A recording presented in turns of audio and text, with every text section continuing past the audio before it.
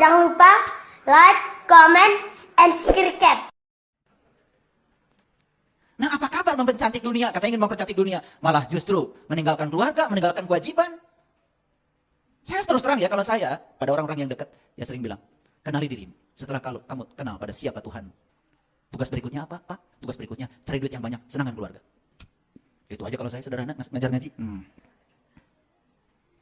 Jadi tugas kita di dunia itu apa? Ikut mempercantik dunia yang sudah cantik ini. Gimana caranya? Belajar kitab suci, belajar Quran, belajar agama. Semua muaranya supaya kita semua jadi manusia yang terbaik. Manusia yang bermanfaat. Kata Rasulullah, sebaik-baik manusia yang bermanfaat bagi orang lain.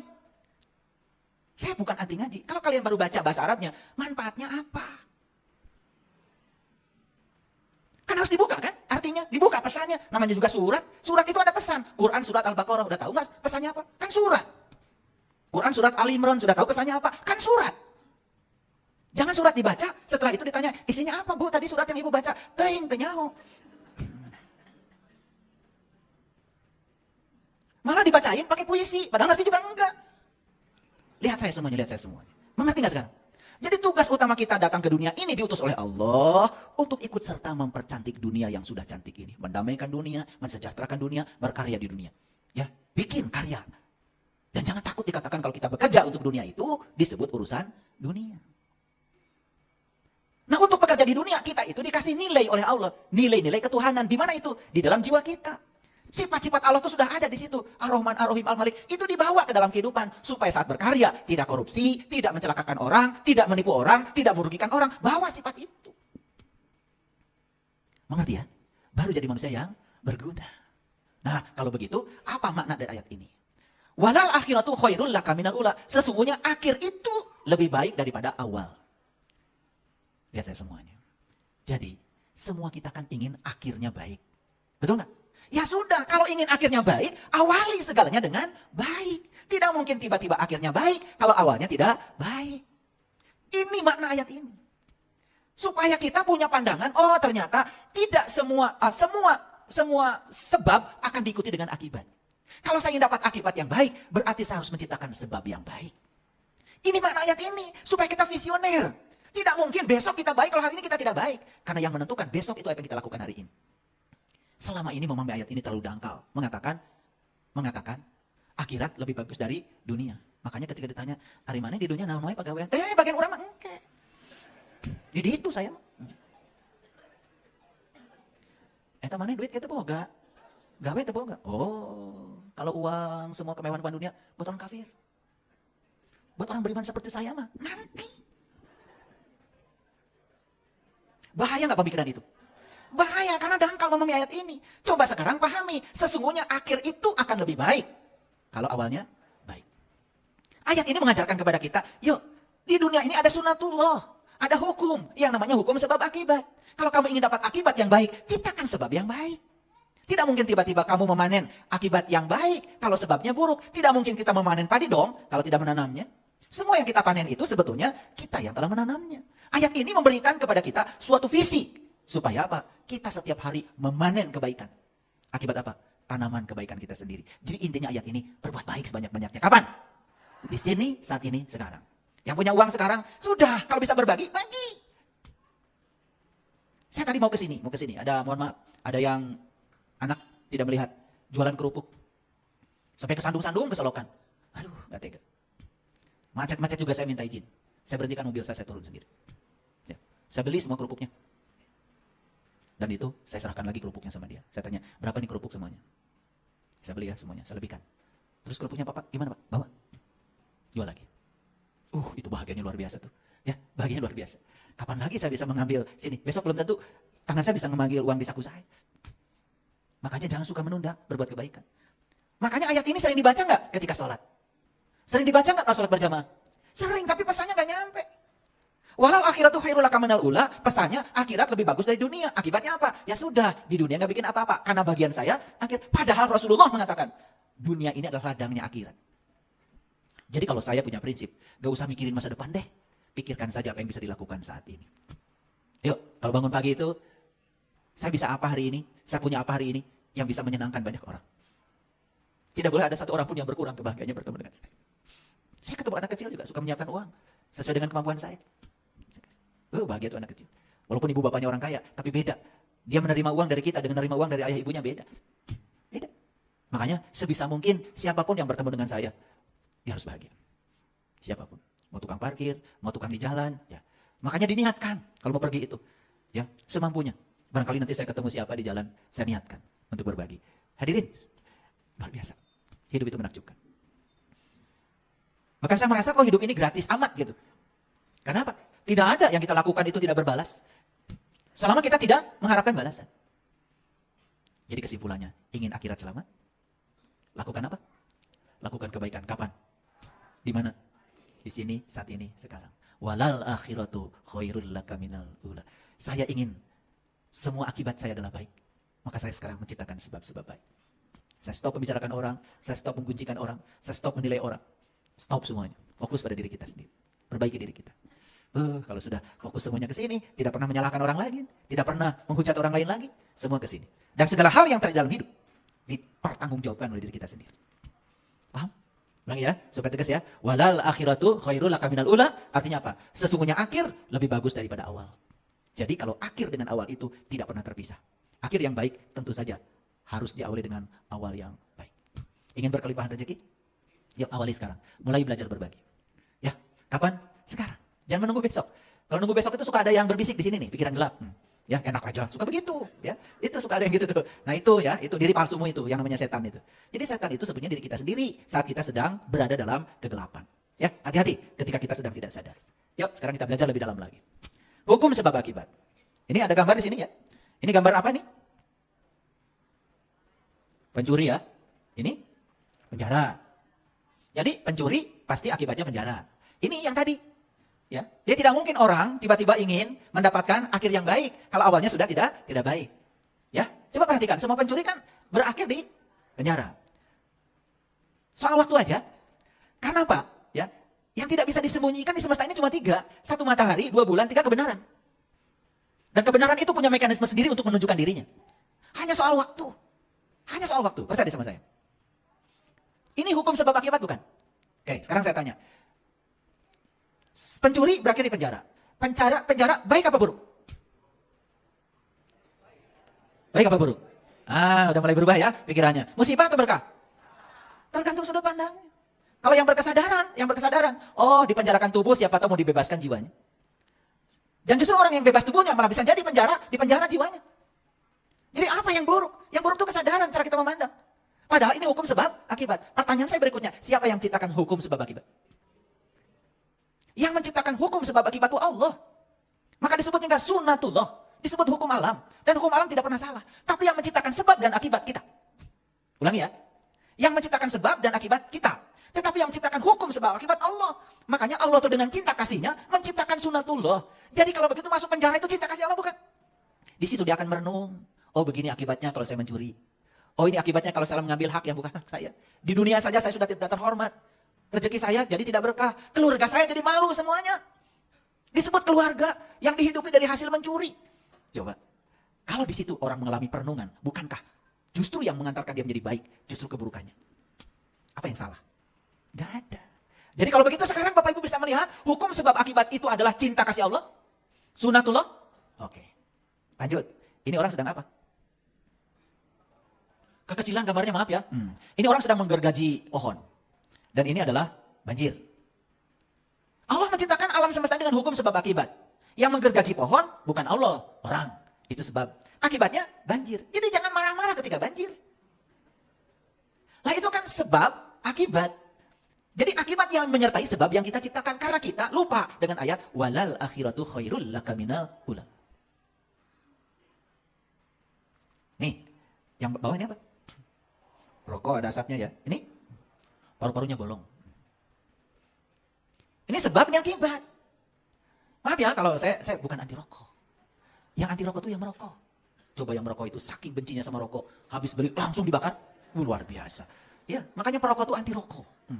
Nah, kalau saya enggak usil ya. Cuman saya cerita contoh hukum sebab akibat. Jangan tersinggung ya. Jangan tersinggung. Nah, kita baca ayatnya nih. Ini Quran surat Al-Kahfi ayat 84. Ya, ada yang mengatakan pada saya, oh saya ini katanya tidak mengikuti sunnah, tidak Quran sunnah. Mohon maaf. Saya setiap kali mengajar, pasti ada Qur'annya, ada hadisnya. Saya tidak anti Qur'an dan hadis. Saya dibesarkan di lingkungan yang agamanya cukup kental. Cuman, jangan heran kalau ada penjelasan saya yang mungkin dirasa berbeda dengan penjelasannya selama ini. Karena saya mencoba menyelam lebih dalam. Seperti tadi kalimat, walal akhiratu khairul laka minal ula. Kan bahaya. Kalau semua orang memahami bahwa kita mah hidupnya nanti di akhirat. Lalu tidak berbuat apa-apa kan di sini. Padahal itu adalah dunia dan akhirat itu hukum sebab akibat. Jadi harusnya ciptakan sebab sebaik-baiknya. Sebab yang baik sebanyak-banyaknya di dunia ini. Gak usah mikirin nanti. Ya, insya Allah nanti akan dapat kebaikan. Makanya Allah mengatakan cara melayani Allah yang paling bagus adalah melayani orang-orang yang butuh pertolongannya. Itu seperti Nabi Musa yang ditegur itu kan. Itu kan isyaratnya sudah jelas. Aku tidak sakit Musa. Tapi kalau kau menjenguk tetanggamu yang sakit, berarti kau menjenguk aku. Itulah pelayanan yang sebenarnya. Makanya cocok dengan hadis Nabi yang mengatakan sebaik-baiknya manusia yang berguna bagi manusia yang lain. Ya, kalau ada yang sakit, ya bantu, tanya. Sakit apa? Dirawat di mana? Biayanya berapa? Walaupun cuma sepeser yang kita sumbangkan, lebih bagus daripada sekedar membacakan Al-Fatihah. Maaf ya. Ya lanjut dulu. Ini surat Al-Kahfi ayat 44. Sesungguhnya kami telah memberi kekuasaan kepadanya di bumi. Kepada siapa? Kepada semua makhluk. Kita tuh diberi kuasa. Awas ya, kekuasaan itu bukan jadi RT, bukan jadi RW, bukan jadi lurah, bukan jadi camat, bukan jadi presiden. Bukan. Itu kekuasaan yang dimaksud oleh Allah di ayat ini adalah kita itu diberi kuasa untuk menentukan nasib kita sendiri. Kita mau jadi apa? Kita menjadi siapa dalam kehidupan ini? Kita telah diberi kuasa oleh Allah. Semua kita diberi waktu yang sama 24 jam. Semua kita diberi mata yang sama 2, telinga yang sama 2, diberi jari tangan 10, jari kaki 10, kakinya 2. Semua alatnya sama. Jadi semua kita sudah diberi kekuasaan yang sama oleh Allah. Ingat, kekuasaan yang dimaksud di sini adalah menguasai diri sendiri. Makanya bahaya kalau orang sudah jadi pemimpin, padahal dia masih banyak konflik dengan dirinya sendiri. Pemimpin yang korup, itu karena dia masih konflik dengan dirinya sendiri, masih belum selesai. Ya saya berharap yang mau jadi pemimpin itu yang sudah selesai dulu dengan dirinya sendiri. Tidak baperan, tidak tersinggungan, tidak dendaman. Karena bahaya kalau kekuasaan di tangan orang yang semacam itu, kekuasaan akan digunakan dan disalahgunakan untuk mengancam orang-orang yang dianggap tidak sejalan dengan dirinya. Mari kita lihat ayat ini. Sesungguhnya kami telah memberi kekuasaan kepadanya di bumi. Dan kami telah memberikan kepadanya sebab atau jalan untuk mencapai segala sesuatu. Makanya di sini ada kata-kata ya, wa atainahu min kulli syai'in sababa. Makanya sabab. Jadi ternyata kata sebab itu dari bahasa Quran. Makanya sababa atau sebab itu adalah jalan. Sebab itu adalah titik awal. Cocok dengan ayat yang tadi, walal akhiratu khairul laka minal ula. Jadi sebab itu ula, awal. Jadi tidak mungkin awal dengan akhir itu tidak linear, tidak mungkin, tidak bersambung. Oleh itu aneh. Orang yang di dunianya pembenci, menebarkan kebencian, mulutnya kotor, kalau bicara selalu menyakiti orang, kalau punya harta, pelitnya auzubillah. Tiap hari ya, mengimajinasikan tempat istimewa di surga. Itu sudah bertentangan dengan walal akhiratu khairul laka minal ula. Yuk kita lihat ayat ini. Sesungguhnya kami telah memberi kekuasaan kepadanya di bumi. Jujur Bapak Ibu, kita tanya sekarang. Kita punya kuasa nggak terhadap diri kita sendiri? Punya? Oke. Pertanyaan kedua, sudah digunakan nggak kekuasaan di bumi ini oleh kita selama ini? Sudah digunakan? Nah, ciri orang yang sudah menggunakan kekuasaan di buminya, di sini, di buminya, cirinya sederhana. Dia berhasil menjadi dirinya sendiri. Kalau gitu tesnya sederhana. Masih suka sakit hati ketika dimarah-marahin oleh orang lain? Masih? Belum berkuasa itu. Kalau kita masih baperan, gampang tersinggungan, itu artinya kita belum sukses menjadi penguasa di bumi ini. Kita masih sering menjadi orang lain. Itu yang disebut dengan ewuh pakewuh. Makanya saya mengajarkan 7 jangan. 1, jangan suka menyesali keadaan. Apapun yang terjadi, pahami kalau itu adalah kasih sayang Allah. Sekalipun tidak diharapkan kedatangannya. Itu untuk menyelamatkan jiwamu. 2, jangan mudah tersinggung dengan hal-hal yang sepele. Anggap semua masalah sepele. 3, jangan suka memikirkan hari esok yang tidak-tidak. Kamu nanti jadi takut dan cemas. Hidup saja di sini, saat ini, sekarang. Kamu akan damai. 4, jangan suka memikirkan yang tidak bisa diubah. Yang tidak diubah itu masa lalu. Masa lalu itu tidak bisa dirubah. Yang bisa dirubah itu cara kita memandang masa lalu. Dulu ada masa lalu yang kita anggap sebagai musibah karena belum mengerti. Sekarang pandang masa lalu sebagai berkah. Jadi damai. Karena sudut pandang kita sudah berubah. Yang kelima, jangan iri hati. Jangan iri hati. Nempok aing susah, sia jadi senang. Nempok aing senang, sia jadi susah.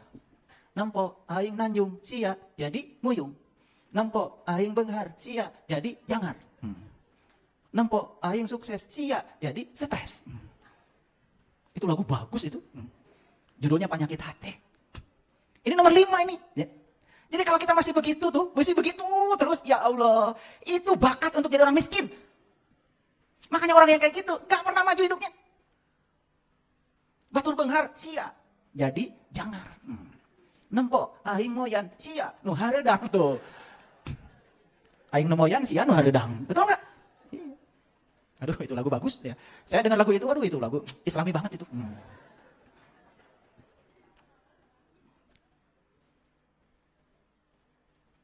Yang nomor 5 itu. Yang nomor 6. Jangan menganggur. Nganggur itu biasanya suka cestos. Custos.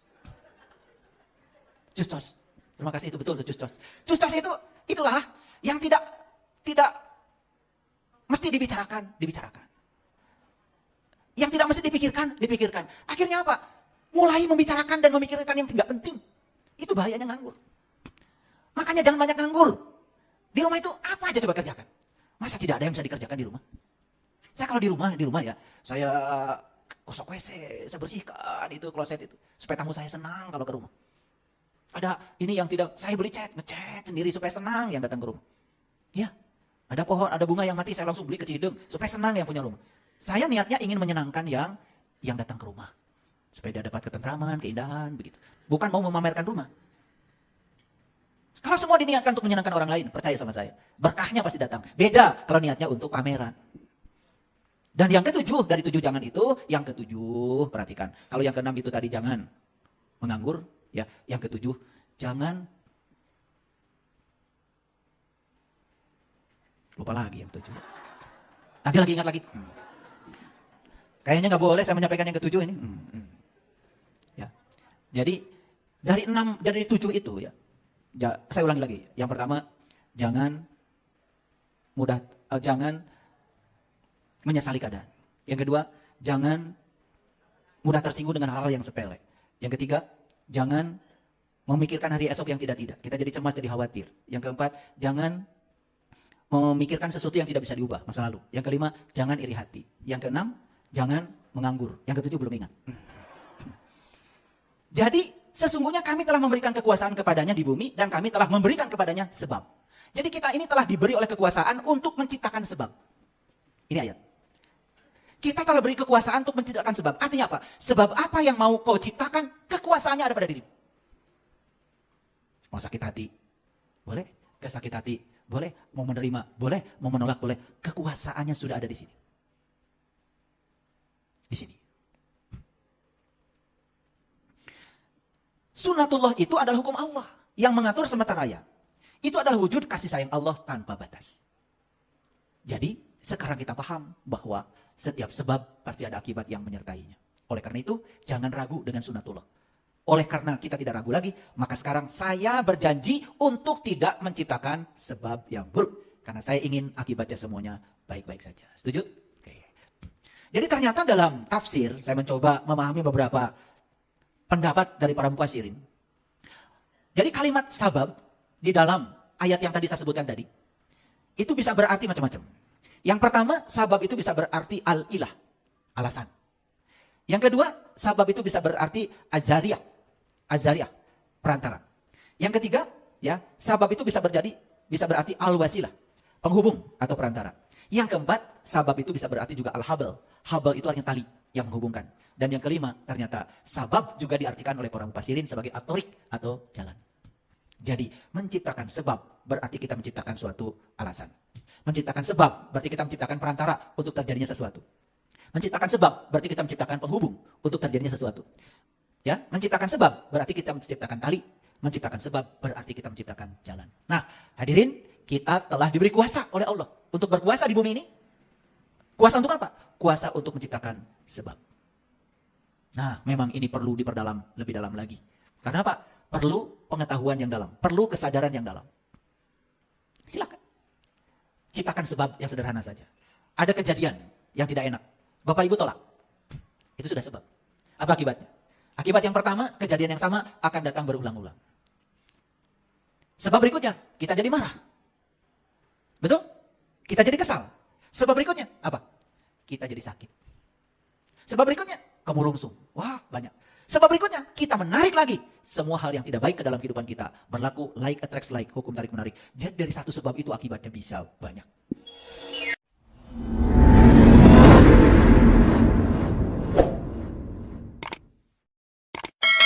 Jangan lupa like, comment,